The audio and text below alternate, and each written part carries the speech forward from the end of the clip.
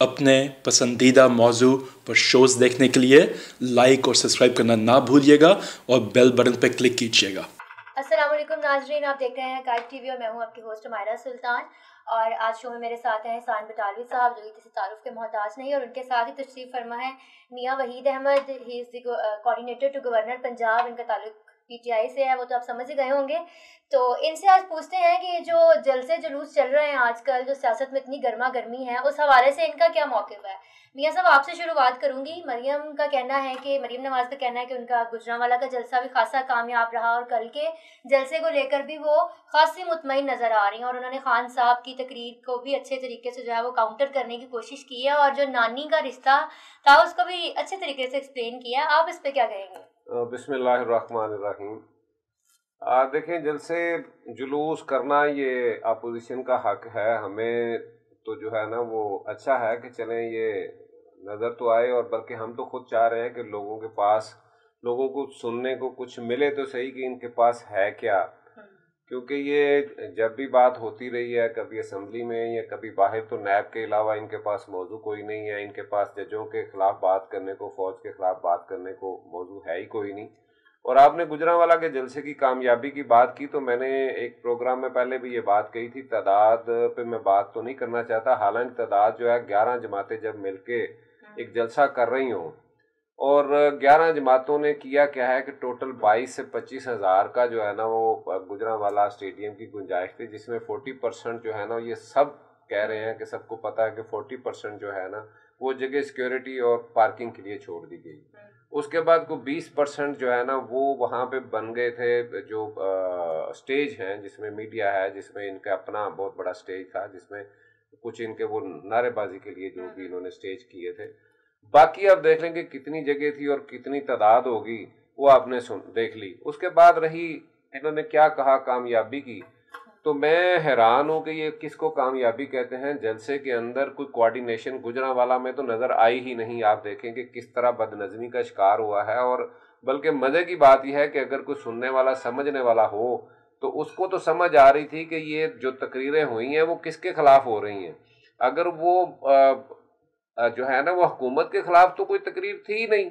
जितनी भी बात हुई वो रियासत के खिलाफ हुई है। मौलाना फजलुर रहमान साहब जो सदर हैं, उन्होंने वो बयानिया बोले है जो इंडिया का है। आज के सिनेरियो में जो बातें इंडिया कर रहा है, वो सारी की सारी बातें जो है ना वो की हैं फजलुर रहमान साहब ने। और इससे बढ़ के जो जाहलाना बात की, मैंने आपके एक प्रोग्राम में पहले भी कहा था कि वो जाहलों का अमाम जो है, वो जो इंग्लैंड में बैठा हुआ है, वो ये किस तरह की बातें कर रहा है। वो उसने एक हुकूमत के खिलाफ, देखें सियासत में हमने एक दूसरे के खिलाफ बात करनी है। सियासी लोगों ने सियासत में एक दूसरे के खिलाफ हम पे बात करें, हमारी गवर्नेंस पे बात करें, हमारे बाकी मामला जहाँ पे हमने कमजोरी को दिखाई है वहाँ बात करें।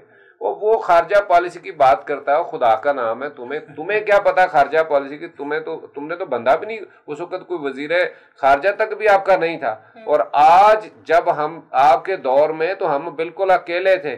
किसी भी जगह पे हमारे पास एक भी मुल्क हमें कहीं पे वोट देने को तैयार नहीं था। अगर ऐसी बात ना होती तो हम फैटफ की जिस हालत में जो चले गए ग्रे लिस्ट में, वहां पे होते। आप तो हमें ब्लैक लिस्ट में लेके जाना चाह रहे थे, क्योंकि आपका वतीरा है। आप लोग अगर गवर्नमेंट में हो तो ठीक है, वरना मुल्क जाए भाड़ में। आपको तो मुल्क का पता ही नहीं है। आप लोग तो वहां बाहर से आते हैं सिर्फ यहाँ हुकूमत करने के लिए, और वहां पे बैठ के फौज पे, अदारों पे और उनके सरबराहान पे जो आपने इल्जाम लगाए हैं, जो आपने बातें की हैं, ये मुझे बताएं कि ये बातें कौन करता है, ये बयानिया किन का है?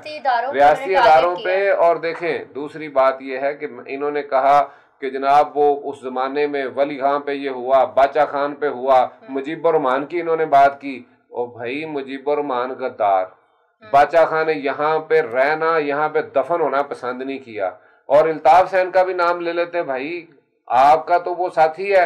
आपने तो एक जमाने में जब उस शहर के अंदर अमन, हमारी पुलिस और हमारे अदारों ने, हमारी जो एजेंसियां, उन्होंने अमन लेके आए हैं, जब आप गवर्नमेंट में आए तो आपने उन लोगों को छोड़ा भी और उनको साथ में पैसे भी दिए। और मैं आज खुल के ये बात कहता हूँ कि यकीन माने कि जो भी होता रहा, एमकेएम के साथ नून लीग का हमेशा गठजोड़ है, इन्होंने हमेशा उन्हें वहां फेवर की है। और ये बात आज वही बातें ये कर रहा है जो इल्ताफ हुसैन। اگر اس وقت میں مجیب الرحمان کو نہ جانے دیا ہوتا، یہیں پہ اس کو سزا دے دی جاتی، تو بنگلہ دیش نہ بنتا جس نے وہاں جا کے کہا میں 62 سے یہ کوشش کر رہا ہوں۔ اگر باچا خان کو بھی اس وقت روکا ہوتا تو آج ملک کے خلاف اس طرح کی باتیں نہ ہوتی۔ آج یہ وہاں بیٹھ کے جو ریاست کے خلاف بات کر رہا ہے، جو ریاستی اداروں کے خلاف کر رہا ہے، یہ اور مجھے بتائیں کہ غداری کسے کہتے ہیں۔ میں تو اب کھل کے ہم یہ کہتے ہیں، لیکن چونکہ ہم سیاسی لوگ ہیں، ہم ان کا مقابلہ سیاسی میدان میں کرنا جانتے ہیں، اور جہاں تک یہ کامیاب جلسے کی بات کرتے ہیں، ان کی تقریر کے بعد یہ اپنی بیٹی جس کو یہ وزیر اعظم دیکھنے کے خواب دیکھ رہے ہیں، جس بیچاری کے جو جب بھی کہیں کسی کالج میں داخلہ ہے وہ بھی لوگوں کے سامنے ہے، وہ کیسے پاس ہوتی رہی ہے، کیسے اس کے داخلے ہوتے رہے ہیں، کیا کیا ظلم، جس طرح 2 نمبری اس خاندان کا وتیرہ ہے اس کے بھی ہیں، اس کو وزیر اعظم اس سے بات نہیں ہوئی اس دن، اس نے کیا باتیں کی ہیں، اور جو کل کے جلسے میں اس نے کہا وہ تقریر سنیں، وہ بچوں والی باتیں کی ہیں۔ اچھا بھئی، اگر انہوں نے آپ کو کہہ دیا ہے، میں خیر سمجھتا ہوں یہ سچی بات ہے کہ باوجود اس کے کہ میری پارٹی ہے، میرے لیڈر ہیں، میں بالکل سمجھتا ہوں ہمارے کپتان کو ان چھوٹے لوگوں کے منہ لگنا ہی نہیں چاہیے۔ میں یہ سمجھتا ہوں کہ ان کا وزیر اعظم کا یہ واقعی منصب نہیں ہے۔ اگر انہوں نے کہہ بھی دیا یہ بچے ہیں تو اس نے 10 منٹ وہ اس کو کل اسی پہ یہ بات کرتی، اس کے پاس بات تو تھی کوئی نہیں، یا اس نے نیب پہ بات کی ہے یا اس نے سزاؤں پہ بات کی ہے، انہوں نے اور کیا بات کی؟ ان کا کوئی نیریٹو نہیں سامنے کوئی سارے جلسے کے اندر مجھے یہ بتائیں کہ سوائے اس کے کہ اور باقی یہ ایک دوسرے سے وعدے لیتے ہیں، اگر آئیں گے تو ہمیں یہ مراد دے دیں گے، اگر ایسا ہوگا تو ویسے کر لیں گے۔ مجھے عوام کے لیے، پاکستان کے لیے، اور انہوں نے یہ کہا ہے کہ جناب پاکستان کو اکیلا کر دیا، اور بھائی اکیلا کیا کر دیا؟ آج پورے خطے میں آپ دیکھیں انڈیا اکیلا کھڑا ہے، پورے خطے کے اندر انڈیا اکیلا کھڑا ہے۔ وہ جن کے پاس فوج تک بھی اپنی نہیں، چھوٹے چھوٹے بھوٹان جیسے ملک ہیں جو ڈیپینڈ کر رہے تھے انڈیا پہ، وہ بھی آج پاکستان اور چائنا کے ساتھ کھڑے ہیں۔ اصل میں ان کو تکلیف یہ ہو رہی ہے کہ جن کے ایجنڈے پہ یہ کام کر رہے ہیں، جہاں سے انہیں پیسے ملتے ہیں، جہاں سے فنڈنگ ساری ہوتی ہے، یہ ان کا بیانیہ تھا، یہ ان کو پسند نہیں ہے۔ آج دیکھیں ہمیں بالکل ہماری جان جو ہے نا، وہ دیکھیں سعودی عرب میں جو ہمارے مقامات مقدسہ ہیں، ہماری جانیں قربان ہیں، ہم ان پہ، لیکن جہاں بات ہوگی، اگر کل سعودی عرب اسرائیل کو تسلیم کر کے آپ کو کہے کہ پاکستانیوں آپ اسرائیل کو تسلیم کر لو، تو کیا ہم کر لیں گے؟ کچھ باتیں سمجھنے کی ہیں۔ وہ کہیں کہ آپ سی پیک نہ بنائیں، کیا ہم چھوڑ دیں گے؟ ہمارے اپنے مفاد ہیں، ہم نے اپنے حساب سے اپنے ہمسایوں کے ساتھ بھی اپنے تعلق، اور پوری دنیا کے ساتھ ہم نے اپنے فائدے کو کیسے دیکھنا ہے۔ آج تک مجھے یہ بتائیں کہ اگر فلسطین کے ساتھ یہ پورے لوگ کھڑے ہوتے تو آج وہاں اسرائیل ایسے کر رہا ہوتا؟ یہ آج اسی ملک کو ماننے جا رہے ہیں، انہیں یہ پتہ نہیں ہے کہ وہاں فلسطینیوں کے ساتھ کیا ہو رہا ہے، مسلمانوں کے ساتھ کیا کیا ظلم ہو رہے ہیں، جو یہ مان رہے ہیں۔ کیا دبئی نے ان کی مرضی کے بغیر مان لیا ہے؟ کیا بحرین اور باقی جگہ سے جہاں سے آوازیں آ رہی ہیں ماننے کی، وہ ان کی مرضی کے بغیر مان رہے ہیں؟ یہ سارا کچھ کھیل جو ہے نا، یہ بھی جو آج کنٹینروں پہ چڑھ کے یہ باتیں کر رہے ہیں، یہ صرف اور صرف اسرائیل اور امریکہ کی بات کر رہے ہیں۔ یہ ہمیں انڈر پریشر کر کے ہمیں اس طرف لانا چاہتے ہیں، لیکن میں سلام کرتا ہوں اپنے لیڈر کو جس نے کہا کہ میں نے اللہ کو منہ دکھانا ہے۔ اسرائیل کو میں اگر تسلیم کروں گا تو اللہ کو کیا جواب دوں گا؟ یہ ہم اس شخص کے آج الحمدللہ ہمارا لیڈر وہ ہے جس نے آنکھ میں آنکھ ڈال کے دنیا کے سامنے بات کی ہے، اور ان کے پاس جو کل تک اکٹھا کرتے تھے یہودی ایجنٹ کہہ کے اسٹوڈنٹس کو لے کے آتے تھے، آج یہودیوں کی کون کر رہا ہے یہاں پہ نمائندگی؟ اور دکھ کی بات ہے کہ مولوی صاحب یہودیوں کی نمائندگی کر رہے ہیں، چوروں کے لیے باہر نکلے ہوئے ہیں، اور جس کو ایجنٹ کہتے تھے، جس پہ یہ باتیں کر رہے تھے، وہ آج نبی صلی اللہ علیہ وآلہ وسلم کی شان پہ، صحابہ کی شان پہ، اسلام کے لیے، مسلمانوں کا، کشمیریوں کا اس وقت وہ بن کے وکیل پوری دنیا کے اندر وہ بات کر رہا ہے، اور جس انداز میں کر رہا ہے آج دنیا مان رہی ہے، اور انشاءاللہ وہ دن دور نہیں جب پوری دنیا کے اندر یہ بات، اور پاکستانی بھی اور کشمیری بھی اور انڈیا کے مسلمان، افغانستان میں رہنے والے، وہ فلسطین میں ہوں، وہ چاہے کسی بھی جگہ پہ مسلمان ہیں، ان کو یہ بات سمجھ آ رہی ہے۔ آج حقیقی لیڈر، میں نے پہلے بھی ایک جگہ پہ کہا تھا، طیب اردگان بات کرتا ہے، مہاتیر کرتا ہے، اور اس کے بعد آج عمران خان اسلامی دنیا کا لیڈر بن کے ابھرا ہے، اور انشاءاللہ پاکستان کو بھی وہ ان بحرانوں سے اور ان خاص طور پہ ان چور لٹیروں کو تو بالکل ننگا کر کے رکھ دیا اس نے. تو یہ اپنی عزت بچانے کے لیے نکلے ہوئے ہیں سارے چور اکٹھے ہو کے، ہمیں ان کے جلسوں کی کوئی پرواہ نہیں ہے. بالکل. بٹالوی صاحب آپ اس پہ کامنٹ کیجیے گا. اس پہ عمائلہ پورے پاکستان نے دیکھ لیا کہ اس کا زیادہ زور نانی کے رشتے پہ تھا. میں اس کو ایکسپلین کر رہی تھی. میں بھی مانتا ہوں وہ نانی ہے، اور پوری یقین وثوق کے ساتھ کہتا ہوں وہ نانی ہے، لیکن جھوٹوں کی نانی ہے. اس کے تمام فکرے جو کوئی بولی، جو لفظ بولے، آپ اس کی پوری تقریر کا جائزہ لے لیں. وہ یقین جانے اگر کوئی سینسیبل بندہ وہاں کھڑا ہوتا تو اٹھ کے کہتا کہ خدا کا خوف کرو، کوئی شرم کر لو کہ اتنے جھوٹ بھی تم بول سکتی ہو اور اس قدر روانی کے ساتھ جھوٹ بولتی ہو. مثلا یہ کہنا کہ ہمارے خاندان کو بھی آپ جانتے ہیں اور بڑا خاندان تھا، اور زرداری کے خاندان کو بھی آپ جانتے ہیں بڑا خاندان تھا، تو بڑے خاندانوں کو میں بھی دونوں کو جانتا ہوں. مجھے بھی پتا ہے کہ انڈیا میں ان کے دادا کو کیا کہا جاتا تھا. میں نے یہ نام نہیں لوں گا کسی کا پرسن، لیکن پورے پاکستان کو پتا ہے ان کے پردادا کے لیے کیا لفظ استعمال ہوتے تھے، کیا بزنس تھا. اس کے بعد شام کو کس چیز کا بزنس کرتے تھے وہ بھی پورے پاکستان کو پتا ہے. اسی طرح زرداری کے بارے میں مشہور ہے اور سنا بھی ہے ہر جگہ سے کہ وہ اپنے باپ کے جس سینمے میں اس کا 5-7% شیئر تھا اس میں وہ ٹکٹیں بلیک کرتا تھا. تو اور تیسرا جو سب سے بڑی بات تھی، اگر یقین جانے، میں سمجھتا ہوں کہ اگر کسی بندے نے رتی برابر شرم ہو، رتی برابر، تو جس طرح مریم کے باپ نے بلاول کی ماں کی توہین کی تھی، اور جس طرح اس کی تصویریں انہوں نے کس حالت کی، میں اس کو بیان ہی نہیں کر سکتا، کیونکہ وہ پوری قوم کی بہن تھی. ہم اس کو مانتے ہیں، وہ جس کے بارے میں کہا جا سکتا 4 صوبوں کی زنجیر تھی، ہم بھی مانتے ہیں یہ چیز. لیکن انہوں نے اس کے لیے ایک انگریز تک کو بلا کے یہاں اس کا انٹرویو کرایا انگریزی اخبار کے ساتھ، جس میں سنگین غلیظ الزامات لگائے. یہ بھی نواز شریف کا کمال تھا، اور یہ ان سے رشتے جوڑ رہی ہے. آفرین ہے ویسے جھوٹ بولنے پہ. اور میں تو یہ سمجھتا ہوں کہ اگر کوئی پاکستان میں تمغہ جھوٹ یا نشان جھوٹ ایجاد ہو جائے تو یقین جانے اس کے لیے صرف مریم ہی فٹ آتی ہے. نواز شریف کی سپیچ کو آپ کس طرح دیکھتے ہیں؟ انہوں نے جو ریاستی اداروں کو ٹارگٹ کیا اس میں یہ سمجھتا ہوں، میں یہاں اپنا بیان تو بعد میں دوں گا، پہلے میں کل کی بات اعجاز الحق کی سنا دیتا ہوں. لاہور آیا تھا اور اپنے دوستوں کی محفل میں اس نے بیٹھ کے یہ کہا کہ ابھی تو فوج نے ان کی طرف آنکھ اٹھا کے بھی نہیں دیکھا، بلکہ ایگزیکٹ لفظ اس کے یہ تھے کہ ابھی تو فوج نے چٹکی بھی نہیں بھری ان پہ. تو یہ بلبلا اٹھے ہیں. اگر فوج کھڑی ہو گئی تو یہ ان کے ساتھ کیا ہوگا یہ اندازہ بھی نہیں کر سکتے. اور خاص طور پہ میں یہ کہوں گا، لوگ تو کہتے ہیں جہالت کی آخری حد ہے، وہ جاہل لوگ کہتے ہیں کہ مریم نے اس دفعہ فوج کے خلاف کچھ نہیں کہا.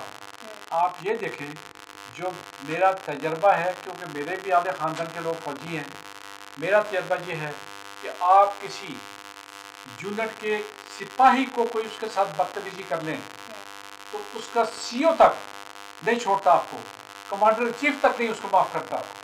یہ ایک فیملی ہے فوج. اور کل یہ بیوقوف عورت جھوٹوں کی نانی کل یہ کہہ رہی تھی فوج 1 یا 2 بندوں کا نام نہیں ہے. اس جھوٹی کو پتہ ہونا چاہیے کہ جنرل باجوہ نام کا جو کمانڈر امیر آپ کہہ لیں ہمارا امیر سپہ سالار ہے، وہ پاکستانی فوج کا سپہ سالار ہے. اور فوج آنکھ بند کر کے جسے کہتے ہیں اس کے حکم کی خاطر اپنی جان بھی دے سکتی ہے، اپنا مال بھی دے سکتی ہے، اور اپنے بچے بھی دے سکتی ہے. مجھے یہ غلیظ لوگ یہ بتائیں کہ ان میں سے کوئی بچہ، کوئی بندہ ان میں سے اپنی اولاد تو ان کی لوٹ کے پاکستانیوں کو، غریبوں کا جو غریب کا نام لیتے ہیں، انہیں غیرت نہیں آتی، شرم نہیں آتی ان بے حیاؤں کو کہ غریبوں کا نام لیتے ہیں. غریبوں کے پیسے، ٹیکس کے پیسے لوٹ کے تو انہوں نے پوری دنیا پراپرٹی بنا لی، اور آج بچے وہاں یشیاں کر رہے ہیں. اور کسی کا بچہ کو کسی کلب کا ممبر ہے، میں اس کلب پر نام بھی نہیں لوں گا، لوگ جانتے ہیں کہ کیا کیا ان کی کرتوتیں ہیں. کوئی مقبوتل حواس ہے، کسی انہوں نے फुटपाथ पर रहने वालों के, दुकानदारों के यहाँ इन्हें अपने बच्चों की रिश्ते भी नहीं मिले इन्हें, ये उनके घर इनको शादियाँ करनी पड़ी। इससे अंदाज़ा कर लें कि ये क्या लोग हैं। इसके अलावा एक और शख्स है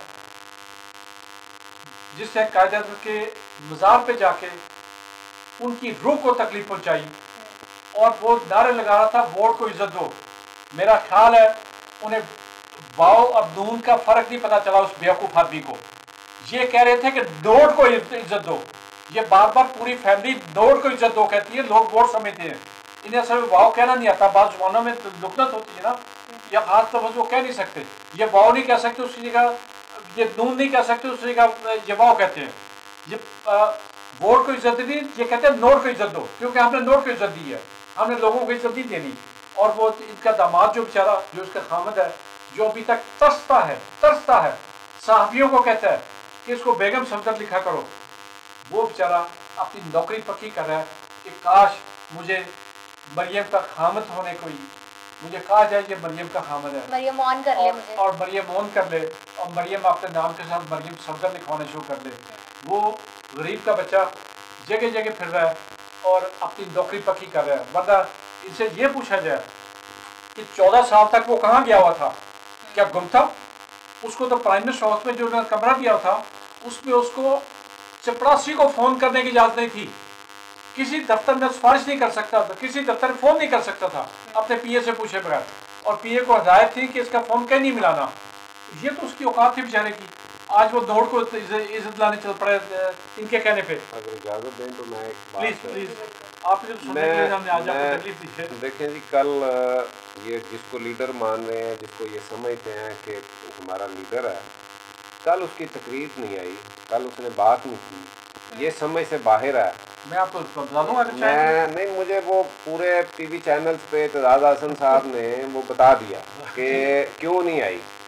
और भाई मौलाना साहब और ख़ास तौर पे तालिब साहब, आपने कहा कि इनको शर्म हो लोगों को, और मैं ये अब मैं समझ रहा हूँ कि आपका इशारा है बिलावल की तरफ कि जो तुम्हारे साथ हुआ, पीपल्स पार्टी वालों शर्म करो कुछ जो इन्होंने किया है। और ये सारे ज़माने को पता है कि वो फेक तस्वीरें बना के जो ये करते रहे हैं, और ये आपके साथ हाथ फिर कर गए हैं, आपके जलसों में खड़े हो के जो ये बातें कर रहे हैं, लेकिन ये आपके साथ हाथ हो गया है। एक भाई यहाँ पे हाथ जोड़ रहा है, दूसरे ने वहाँ पे भी माफ़ी मांग लिया है कि मैं बात नहीं करूँगा। और भाई खुदा का नाम है, इन पे एतबार, इत्तेज़ाज़ हसन ने ठीक कहा है, इत्तेज़ाज़ हसन ने ठीक कहा है। वो पहले दिन से कह रहा है, वो कह रहा है कि मैं इनका वकील था, तो मैं इनसे जब ये जा रहे थे जद्दा, तो मैंने कहा जी ये कैसे मुमकिन है? उन्होंने कहा भाई आपको पता ही नहीं है, मैं तो सुबह बड़ी तैयारी कर रहा था कि हमने लड़ना है जी, ये करना है जी, तो पता चला जी कि रात को ये नहीं है बॉक्स भर के साथ। और वो कहते हैं गौसली शाह को नहीं पता, बाकी लोगों को जो इनके बहुत करीबी हैं, ख्वाजा आसम को नहीं पता, जो आज इनके पीछे बढ़ के मार रहा है, वो इन लोगों को पता ही नहीं। और ये सारे लोग जो है ना वो निकल गए यहाँ से। और इनकी तो हमेशा से यही बात है, और आज मैं समझता हूँ कि आज फिर अपनी पार्टी के साथ और पूरी ये जो पीटीएम बना है इसके साथ वो हाथ, लेकिन ये हाथ के एक दूसरे से ये कर ही रहे हैं। एक तो स्टेज के ऊपर जितनी तकरीरें हो रही है, अगर गौर से सुने तो एक दूसरे के खिलाफ ही हैं। ये कोई किसी हमारे खिलाफ तो है नहीं, क्योंकि दौर तो इन्हीं का ही रहा है, बेनिफिशरी तो पहले भी यही रहे हैं। ये आपस में एक दूसरे के खिलाफ बातें कर रहे हैं। और दूसरी बात यह है कि हाथ अब जो है ना वो ये हो गया है बाकी लोगों के साथ, ये नून लीग समझे इसमें से फारग है, आउट हो चुकी है। नाज़रीन, देखना ये है कि ये इत्तेहाद कब तक कायम रहता है और वो ये ऊँट किस स्तर पर बैठेगा। आप भी देखें, हम भी इस इंतज़ार में हैं। तब तक के लिए इजाज़त दीजिए, खुदा हाफ़िज़।